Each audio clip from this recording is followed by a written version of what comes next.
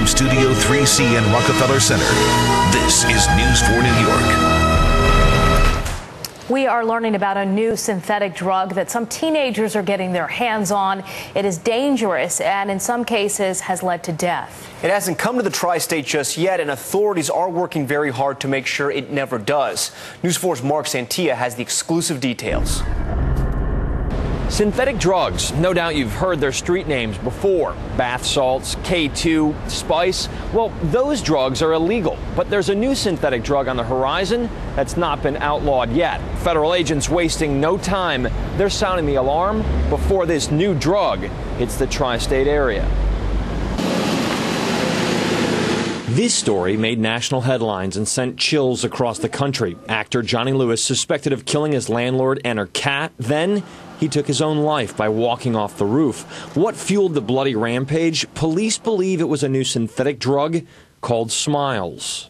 Smiles is also being linked to overdose deaths in other states. Now News 4 has learned federal agents are on high alert to keep the drug out of New York. It's not a smile, it's a face of evil. Getting right to the point, Brian Crowell, special agent in charge of the DEA here in New York, isn't mincing words when it comes to Smiles. It's extremely dangerous, and again, it's not going to put a smile on their face. It's going to put them in the ER if they're lucky. While a couple cases have hit upstate New York, Crowell says the deadly drug has not surfaced near the city. And we're not seeing it yet, and we'd like to keep it that way. We want to get in front of this before it even materializes on the scene in New York. You're going to see, and I'm sorry to say this, more and more kids die. On the front lines here at the Caron Treatment Center, the largest rehab center in the country, Dr. Harris Straightner works to reassemble the shattered lives of young people devastated by substances like synthetic drugs. Children need parents, not buddies. They have plenty of friends. They need parents who set rules and regulations. They haven't fully developed their superego, their conscience, their ego ideal, understanding right from wrong, even in their teens. And that's who's using these drugs.